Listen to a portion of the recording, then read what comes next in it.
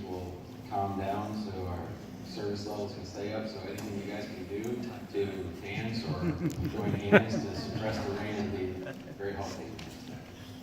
Olu? My name is Olu Adegoke. I'm a partner with Infosys. I lead the management consulting business unit that focuses on communications and entertainment industry.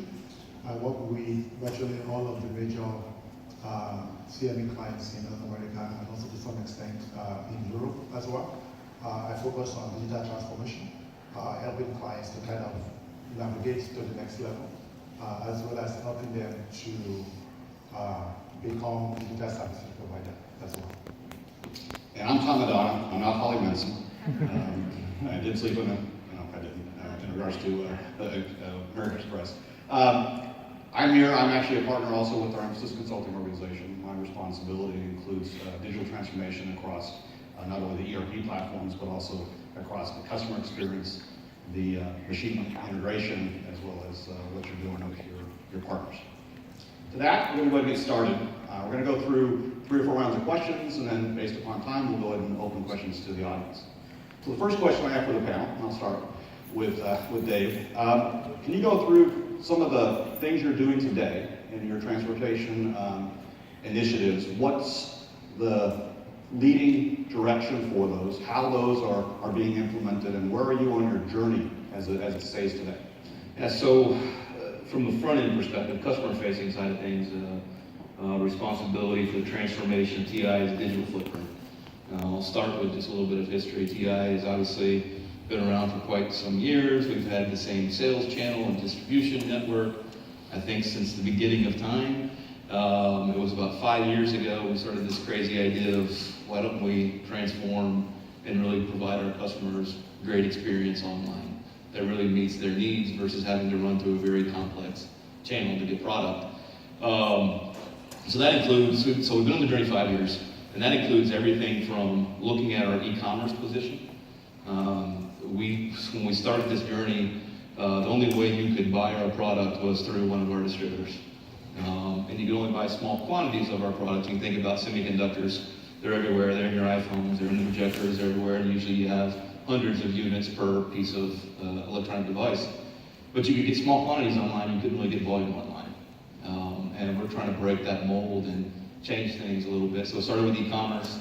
Customer support levels obviously increased as you get more people online and they want quick troubleshooting. So you had to begin to think through how you're going to transform your whole customer support mechanism. Away from what we had was disparate call centers throughout the world that operated differently, whether it was technical support or just customer service support. So then you went there, and then you had to change the behavior, which was the hardest part. The culture inside of a sales team that operated the same way for years and knows the customer extremely well, and you provide them information on their customer that sometimes they believe, sometimes they don't believe. And then you get the development community who has to move from a waterfall methodology to really kind of a hybrid, agile DevOps mentality of moving quickly and testing methodology and testing user experience on customers and scaling quickly. So those are all the things that we're working on right now. Great. And Nate, I know you talked about the rain stopping and all that. Tell us a little bit about your journey and how that impacts, how the weather is impacting that journey. Sure. You know, AT&T is a really small startup. You may not be familiar with us. But when you're in a company as big as we are, sometimes when you think about where the advancements in innovation in AI and machine learning are coming from, you tend to think about things like 5G, Internet of Things, things that are a little more sexy and a little more cutting edge. In the dispatch organization, which is getting trucks to customers' locations, which we've been doing for tens of years, you don't think about that being a sexy area of the business where you would implement machine learning or AI. And in fact, this is one of our largest scaled machine learning AI deployments at AT&T. And so if you think about the problem you have on your hands, when I wake up in the morning, we've got about 30, 40,000 techs in the load any given day, and over 100,000 jobs.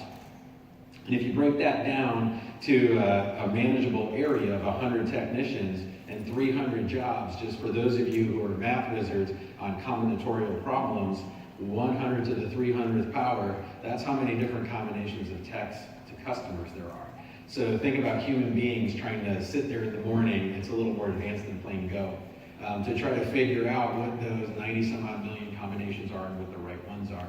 And you think about how we have to meet our customer expectations, our tech expectations, you don't want your techs driving a lot, and giving them work they can get done, and then you have your shareholder balance and all of that. That's kind of what we're focused on, is how do we do that more efficiently, more effectively, using machine learning, things we know about the weather, traffic, what types of problems are out there, how the technicians have performed before, bringing all that in real time and in under 15 minutes, calculating hundreds of permutations of those combinations to load the most efficient, effective one for the day, right? Pretty amazing.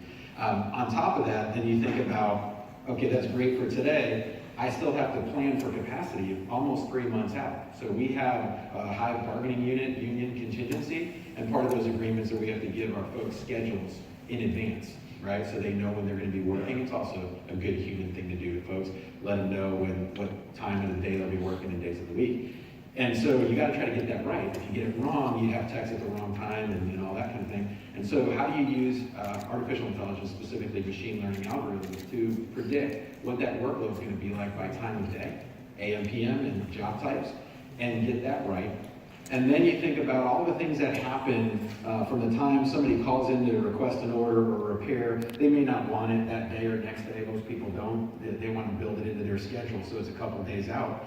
And so think about the work you're taking in, and meanwhile technicians are getting sick and things are happening in their world, and how do you manage that, and not having humans do it, but having machines say, okay, well, I can allocate a certain amount of overtime. I can move folks that are within a certain mile radius to help cover that, either because there's too much or too little, and automating that. And then the third piece of it is, how do we enable our technicians to help themselves in more of like a chatbot kind of environment, where they can't be out there up on a pole or in a customer's attic or a basement getting into all these mainframe systems. They need to be able to very simply perform a transaction with a one click. And so those are the kind of things that we're focused on. And one more is, how do we identify trouble in the network real time? We get thousands of alarms a minute from our network. It's massive.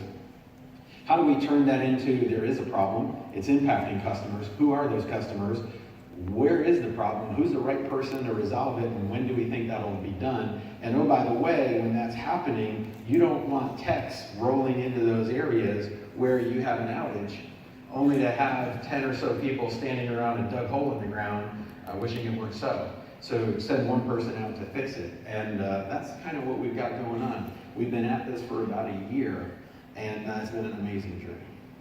Great, thank you. Olu, these are two great examples. What are some of the other clients and some of the other companies working in the same area doing today? Okay. Yeah, so from our standpoint, we are working with obviously a wide range of clients that are at different level of maturity in their digital transformation journey. We have those, for example, in the communications and media entertainment industry, that they are highly disrupted by the Netflix and the Hulus of this world. So which means the core business is being threatened.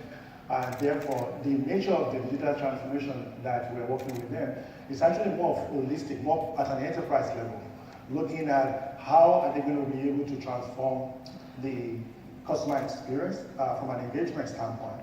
And that essentially means bringing in the omni-channel, so that instead of interacting with clients based on siloed channel, we're helping them to kind of create an omni-channel experience that allows them to be able to leverage the interaction across those channels, as well as having a view of who is actually engaging with them as an organization, as opposed to in the past, where the customer actually feel like they are engaging with 3 or 4 different companies, even though it's the same organization, just because of the siloed nature of that. So that's from the experience standpoint.